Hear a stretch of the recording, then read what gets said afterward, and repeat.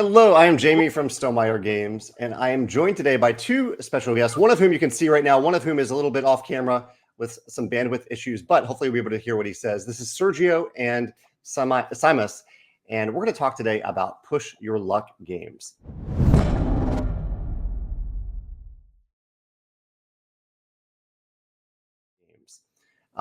Push your luck is one of my favorite formats in games. I don't think we have any Stonemaier game. I was looking for Stonemaier games that use push your luck. Tapestry does a little bit, but most of our games do not use this as much as I love playing push your luck games. And so we're going to talk about games where you have a random input, and oftentimes your main choice in the game is, do you keep the thing that you have, the random input that you have, or do you continue on? You push your luck and try to add more or make that result better. So we're going to talk about games that do this and variations on that method, but it isn't pure luck. You do have choices as to how far you want to go in these games. That's the push or press your luck element of the game. So why don't we start with Simas, if we can hear you, why don't you start by introducing yourself, why you chose this topic, and your honorable mentions. And it is possible, Simas is having a few little technical issues, so it's possible that I'll have to just speak for Simas today. Maybe he can chime into the comments of the video. So why don't we go to Sergio right now, because we can see and hear you, Sergio. Why don't you tell us a little bit about yourself, why you chose this topic, and what your honorable mentions are? Okay, yeah, thank you very much. I'm a father of two kids, and since a lot of years, I'm playing a lot of games. I discovered that modular games are pretty fast to show, and the main games are pretty fast to teach as well. And my honorable and top games are because the experience they have and how variety and the quality maybe of the games, of course, and that's why I have my list for that. Nice. And you mentioned two honorable mentions here. Do you want to mention what those are real quick? Yeah. The honorable mentions, of course, I choose Yes. and the Batman Who Loves Rising. Because I love Batman, and the Rising series are really cool. I think it's maybe underestimated series, but the Batman Who Loves is the more difficult in the series, and I love the big miniature you have in the center, and people working with you and pushing your luck with dice, of course, and trying to win. And the other is MLEM Space Agency. That's a game from Ignitia. I love his games a lot. I have a big collection of Dr. Nietzsche, and MLEM Space Agency is full of cats, and I love the mechanics and the production of that game. That's it. I love MLEM too. I avoided putting games on my top three if I knew they were going to be mentioned elsewhere. MLEM may have been in my top three because it really has a wonderful feeling of pushing your luck as the captain of the ship to go as far as you want and deciding when you want to jump off that ship, and everyone else is also making that decision of when they want to jump off, and then later on they get to be the captain. Great game. I love that pick. Simon, since we seem to have you for right now, do you want to let us know what your honorable mentions are? I think we have a little bit of a delay on Simas here. So I will mention Simas's honorable mentions in the hopes that the reception gets a little bit better. But he mentioned Rocketmen, which I haven't played, and Strike, which I have played. Strike is a dexterity dice game where you're rolling dice into this little arena. And one of the core hooks of the game is that when you roll more dice, if you choose to roll more dice or continue to roll the dice, you can actually knock the dice that are in the arena off to the side. You can change the faces on those dice by rolling. You're not just rolling dice to get hopefully better results, but you're also affecting the results that were already rolled through this dexterity element. I think that's a great pick, a fun game for people of all ages. And then I'll go into my honorable mentions. Actually, first, before I do that, I'll mention the ambassador picks real quick. Both Sergio and Simas are Stonemaier ambassadors, and I asked all the ambassadors if they had any favorite push your luck games, and here are a few that they mentioned quite often. The top two that ambassadors mentioned were Can't Stop and the Quacks of Quedlinburg, and then the other ones they mentioned in alphabetical order multiple times were Bullet, Captain Flip, Celestia, Clank, Codenames, Cubitos, Dead Man's Draw, Deep Sea Adventure. Sorry, I was getting a little echo there. Cubitos, Dead Man's Draw, Deep Sea Adventure, Dice Throne, First in Flight, Heat, Incan Gold, MLEM, Moonrollers, No Thanks, On Tour, Pairs, Push, Raw, Sea Salt and Paper, Spots, and Wonderland War. Those are ambassador picks. My honorable mentions, very briefly, are Can't Stop, A Feast for Odin, Deep Sea Adventure, Quacks of Quedlinburg, No Thanks, Clank, Bullet, MLEM, Captain Flip, First in Flight, Dice Throne, Invincible, and Dead Man's Draw. And there were a few on my honorable mentions that I probably would have at least considered heavily for my top 3 if Sergio and Simas hadn't mentioned them on their lists. I took Simas off the video because I was getting some weird echo there that I think was coming from his audio. I'm sorry, Simas, if you can still hear us about that. I might try to add you back later. But why don't we start, Sergio, with your number 3 pick, and you can tell me why you picked this game. Yeah, I pick Don Jama from randomness as well, but this is a card game, and I have it in my top list because yeah, we always need a party game, so that's why I put it in the top 3. I think yeah, it's pretty easy to teach, and I love how people is loving with the excessive points and how this game works. I think it's yeah, has a lot of things to remember when you play that, and yeah, people love it, and yeah, that the tension when you prefer to quit the round, and yeah, uh, counting numbers and the design is clean. So yeah, that's why Tonjama is my number 3. I'm glad you mentioned this one. I have this on my shelf, but I haven't played it. And I didn't even realize it was a push your luck game until you put it on your list. And so I am really excited to finally try this one now. I've heard it is also on Board Game Arena if people want to try it there. So Yeah. thanks for mentioning Llama as Sergio's number 3. Let's try Samas to see if we can get it to work. I'll add him back here. Simas, can you hear us? And you can try to talk, Simas, if you want, and I can talk about. I can share. Yeah, I can hear you, and do you hear me? Yes. Yeah. Why don't you tell us a little bit about why you picked? I think you picked Escape, right, as your number 3. Escape is one of my favorite games in general. I just really like how unpredictable it is, and especially it's when you play it by placing the time limit, like game suggests. It's really pushing you to tight spots in general. So it's really giving a lot of adrenaline, and you're trying to keep out in many different situations just to get out of the tempo. I think this is a great pick for the list, partially because I believe it is the only cooperative game in our top 3s. And I think while Push Your Luck does work in the competitive format, we do have a lot of games that are great competitive Push Your Luck games. I think it is a really fun mechanism for cooperative games where you're all cheering for the dice. You have the decision as to whether or not you want to keep rolling those dice. And so, yeah, I'm glad you mentioned this. And I think, Sergio, you mentioned the Batman Who Laughs Rising as your honorable mention as another cooperative game. Yeah. Yeah. That's it. Yeah. So, Simas, thank you for this pick for Escape. I think there are a couple of escapes. This is the Curse of the Temple that I'm showing on the screen right now. Interesting. Yeah. Let's cut over to my number 3, which is Incan Gold. So Incan Gold is, and I found a photo of the version that I have, which apparently is not the prettiest version. There are other versions that I think are a little bit nicer, but this is what my version looks like. This is a competitive push your luck game where you are, the decision you have is simultaneous with the other players. And that decision is, are you going to go deeper into the temple, or are you going to leave the temple and keep the treasure that you already have, and maybe even collect some treasure on the way out?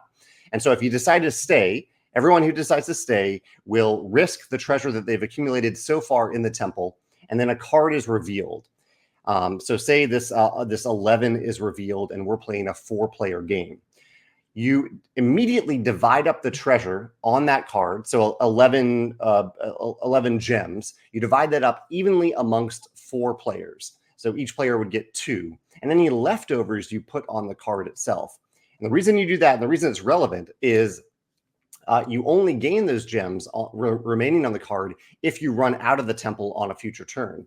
And so the incentive and the appeal of running out of the temple increases as the game goes on, and you accumulate more of these extra gems that you can gain if you run out of the temple. But because the game is simultaneous, you might not be the only player running out of the temple. And so you might run out of the temple at the same time as 3 other players. And so you all might have to split up those gems as you run out. The risk is that if you stay in and the same 2 danger cards come out, so if this is fine, but if another fire card came out, was revealed, then everyone who's left in the temple would lose all the gems that they've accumulated in that temple run. I love the tension of the game. I love that players end up cheering for and against each other at different times. This happens in MLEM as well, a game that Sergio mentioned earlier, where if you're in the temple together, you want to go further and further. If you're not in the temple, then you kind of want people to reveal one of these danger cards. I love the tension of this game. That Incan Gold is my number 3. Yeah, Sergio, have you played this one? Yeah. I've funny times with that game, and yeah, it would be in my top 3 maybe, but I prefer to remove previous games in your list. But yeah, Incan Gold is really great. Awesome. Yeah, I'm glad you had the chance to play it. Sergio, why don't we go back to you for your number 2 pick? Okay, yeah, my number 2 is Rallyman GT, and very similar to the other version, Rallyman Dirt, but in the main phase, we really have our gear dice, and you are pushing your luck in advancing into track, and you must use some numbers you can exceed, and sometimes you need a higher value, but that's why I love it. I love racing games, and I think this production is really nice with the nice colors and that stuff. But yeah, this is my top 3, my top 2. Sorry, I really recommend it. One of the reasons I'm really glad you mentioned this on this list is that I think Push Your Luck by default has a wonderful catch-up mechanism built into it. And that catch-up mechanism is especially visible in a racing game, where if other cars are ahead of you on the track, you can push your luck to try to catch up with them. You might fail, but you're already behind anyway, so why not push your luck to try to catch up? I love that catch-up mechanism in racing games in particular, but in push your luck games in general, you have that ability. You always feel like you have a chance to win, even late in the game if you're pretty far behind. Yeah, you can play cautious and stop almost every turn, but yeah, if you have good luck, of course, you will win. Yeah. That's a great pick. So that's Rallyman GT as Sergio's number 2 pick. Simas, let's try to cut over to you and see if you want to share your number 2 pick. I'll give it a try while Simas is buffering here. So I know I've played Clank in Space twice. I've played Clank many times. So I know Clank much better, but they're very similar systems. This is a game. I'll bring Simas in. Simas, can you hear us right now? Yeah, could be better, I guess. Okay. Do you want to share why you love the push your luck element of Clank in Space?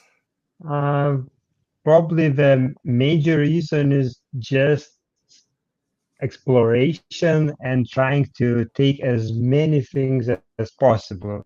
So it could really screw you up. So I would say the journey, the possibility of that journey by building cards and exploring their ships. So for me, is the main reasons, I guess. Yeah, I absolutely agree with this. And whether it's Clank in Space or Clank, on every turn, you're choosing, if you have movement, you're choosing where to move. And oftentimes that is either taking you deeper into the ship or deeper into the dungeon in normal Clank, or closer to getting out of the ship or getting out of the dungeon. And that choice is on every turn is great. Am I going to go a little deeper and get more stuff, but risk not actually getting out? Or am I going to start to move out and risk not getting all this valuable treasure and risk not having enough points or treasure to actually win the game? So yeah, I think this is a wonderful push your luck game in that aspect. Sergio, have you played any of the Clanks? No, not yet. Yeah. I recommend them. I really like the Clank series of games. That's great. Well, Simas, thank you for mentioning Clank. I'm glad you did. Otherwise, that may have been on my list as well. My number 2 is Ra. So Ra is kind of a unique type of push your luck game in this format because it's really an auction game where the push your luck element in the game is how many tiles and what types of tiles you will have available in the auction itself. And so your decision on most turns in Ra is you draw a tile, or to draw a tile or not draw a tile. Are you going to start an auction or not? Right now, based on this image that I have right here, we have a full auction. So the auction is full of tiles. So my choice will just be to start an auction. But if this isn't full, I'm deciding whether or not I want to start that auction. And the risk here, there are 2 different risk elements. One is that bad tiles might come out. So these tiles that have red edges, they're bad. I don't want them in the auction. And whenever someone wins an auction in Ra, they must gain all the tiles in the auction. The other element in Ra that you're pushing luck on it is if you draw a tile out of the bag, it might be a Ra tile. And that means that this token advances on the track. And if the token reaches the end of the track, the round immediately ends. And so one of the strategies in Ra is to be one of the players who is still in the auction while the other players have completed their auctions. You only get to win 3 auctions or 4 at certain player counts. You might hang around and not win many auctions until other players have completed their round. But the risk there is that the auction just ends, the round just ends, and you don't get anything. So it's this auction-driven press your luck or push your luck mechanism that I really, really enjoy, especially in the new version. It's a really beautiful new version from 25th Century Games. So yeah, that is Ra. Sergio, have you played this one? No, sorry. Yeah, it's a beautiful version. I love it, and I have it from Kickstarter. Yeah, and of course, one of the best Nietzsche games. Yes. Oh yeah, it's another Kinesis game. Yeah, he does push your luck really, really well. Sergio, why don't we go to your number 1? And this is one that I considered for my list too. This is a wonderful game. What is your number 1 pick for push your luck? Yeah, Darstrom, the lot of seasons and Marvel versions. I love how these can represent every hero. I love the production; it's high quality. I like the colors of the dice and the variety of characters, of course. And maybe I'm not sure if you have it in the picture, but I love to have Santa versus Krampus as well.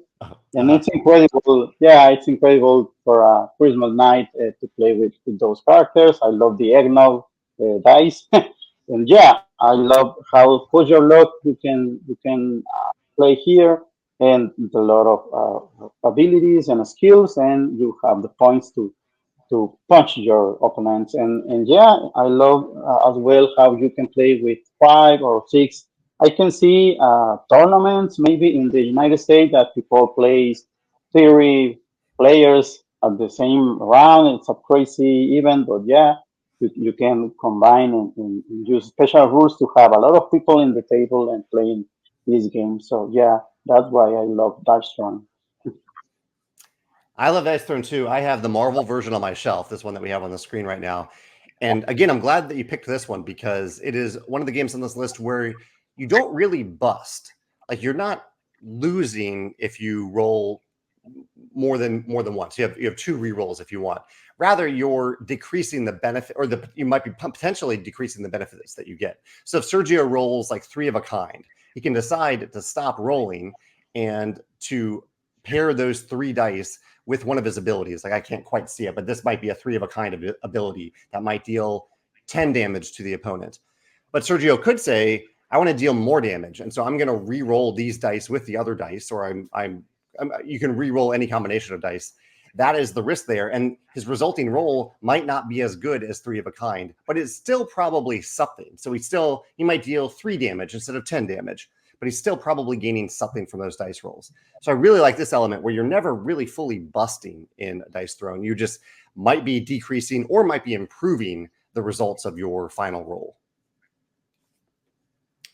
Yeah, especially the lucky personalities. And of course, in Krampus, you have the rejected toys as additional tokens and new abilities. Yeah, that's great. Yeah, that's a wonderful pick. Dice Throne in the Dice Throne universe, the Marvel one, the Santa one, the original one, they're all fantastically designed. That's Sergio's number one. Simas, do you want to give it a try and talk about your number one? Yeah, sure. Yeah, so my number one in this list would be Quacks of Quedlinburg. Really interesting game. It's probably my one of favorite ones from Push Your Luck games, and probably my friend's favorite one too. So probably each time we meet, we play this game, try many different combinations, especially with expansion. So yeah, just drawing different tokens, combining them, trying to not explode is really, really fun. Yeah, and it's a lot of strategy too. It's not only just trying to score as many points as possible just by drawing them, but yeah. I really enjoy playing. Doesn't matter I'm lucky or not lucky. So yeah, it's always great time playing this game. One of the nice things about this game too, that differentiates it from the other games that we've talked about, is that you are actively improving your ability to get lucky in the game. Yeah. With a lot of these games that we've talked about, you're rolling the same dice oftentimes, or drawing the same cards on every turn. In Quacks, you are every turn, every round, you're adding more and more tokens to your bag, and that improves the ability to have a really good draw. So I really like that sense of progression in this Push Your Luck game. Sergio, have you played this one? Just one time, yeah, but I will play it more. Yeah. The other thing to mention about Quacks, which is a game that I mentioned many times on this channel, I love Quacks. It would definitely have been in my top 3 if Simas hadn't mentioned it, is that even if you bust in Quacks, you do get something. If you don't bust, you get points and resources to spend on more tokens. If you do bust, you have to choose between those two things. I think that's a great way to make players not feel so bad when they do bust. And it gives them kind of the freedom to push their luck more, because even if they bust, it's not that bad. So yeah, the Quacks of Quedlinburg. Simas, I'm so glad you picked this one. This is a wonderful push your luck game as your number one. My number one is not Quacks, because Simas picked Quacks. My number one is Spots. Spots is a relatively new game to me that I really love. It actually uses a little bit of the Quacks mechanism of different abilities. Quacks has different tiles that you put out that define the meaning of the tile of the tokens. In Spots, you just put out 6 tiles, and those tiles define the actions that you can take on your turn. You choose one of those tiles, and it usually has you roll some dice to try to place those dice on dogs. So you're trying to fill up dogs with specific dice, as shown here, but you bust if you ever have dice that you can't place that add up to 7 or more in your little buried dice, on your buried dice tile. So there's a lot of decisions in the game. Do you try to get more dogs, so you have more spaces to fill up with dice? Which actions do you choose to roll dice? And on those actions, oftentimes there's a push your luck element. Like you can roll 3 dice, and then it might say you can roll another die if you want, and then you can do that again if you want, but you're trying not to bust while doing so. And very cleverly, the game gives you a way to catch up. We talked about catch-up mechanisms with Rallyman GT. If at any time on your turn, or if you end your turn having filled up all of your dogs with dice, then you can automatically complete those dogs. You're trying to have 6 complete dogs. So normally you have to spend a whole turn just to say, okay, I am bringing this dog into my house, this complete dog. But if you're able to fill up all the dice on your turn, all the dogs that you have in front of you on your turn, you can just automatically bring them over into your house. So really great catch-up mechanism there. It can feel like a really powerful turn when you do that. And it's a reason to push a little bit further on certain turns. This game is on Board Game Arena, but I recommend playing it on the table. It's a lot of fun to roll a big handful of dice. I think it's more fun to do that than on Board Game Arena, but it is a good place to try it if you haven't tried it there. Sergio, have you played this one? Yeah, played a lot in BGA, and yeah, we'll try to get a physical copy. But yeah, cute dogs and really fun game. Yeah. I think this is probably good for families too, because the art of the dogs is really cute. Yeah. Yeah. Simas, I know you didn't get the chance to talk all that much today. Do you have any closing thoughts about Push Your Luck games? Oh, in general, it's one of my favorite mechanics. So I would say like this: it's always fun to play them. Doesn't matter you lose or win, and mostly. Simas might be a little frozen. Sergio, while he unfreezes, do you have any closing thoughts about Push Your Luck games? Yeah, I think it's one of the best and easy to teach mechanic. I have a Can't Stop as well in my top games. I play in BGA Arena, of course, for Can't Stop. It's pretty easy just to take 5 minutes for relax or every time you can play it fast. And yeah, it's easy to teach with the family. I think most of them are pretty fast to play, and just a couple of them are harder. But yeah, it's a mechanic that we can love and used to be in dice. But that's why I prefer to choose the JAMA from Nizia, because it's with cards. And yeah, I think there are a lot of games for your looking with cards. But yeah, I prefer to mention that. And yeah, keep playing and let's develop more Pajero games. I'm always happy to see a new Push Your Luck game come out. I think there's one called Emerald Skulls coming out from Thunderworks Games. They make cartographers. So I'm looking forward to seeing what they do with Emerald Skulls. Well, thank you, Sergio and Simas. I'm sorry about the technical issues with Simas, but Sergio, I'm so glad that you were able to join us to talk about these games today. And if anyone watching this wants to highlight their favorite mechanism or their favorite game that we talked about, or their favorite Push Your Luck game in general, I'd love to hear your thoughts in the comments below. Sergio, Simas, I hope you have a great day. Thank you so much. And thank you very much, Jamey. All right, take See care. you later. Bye. Bye.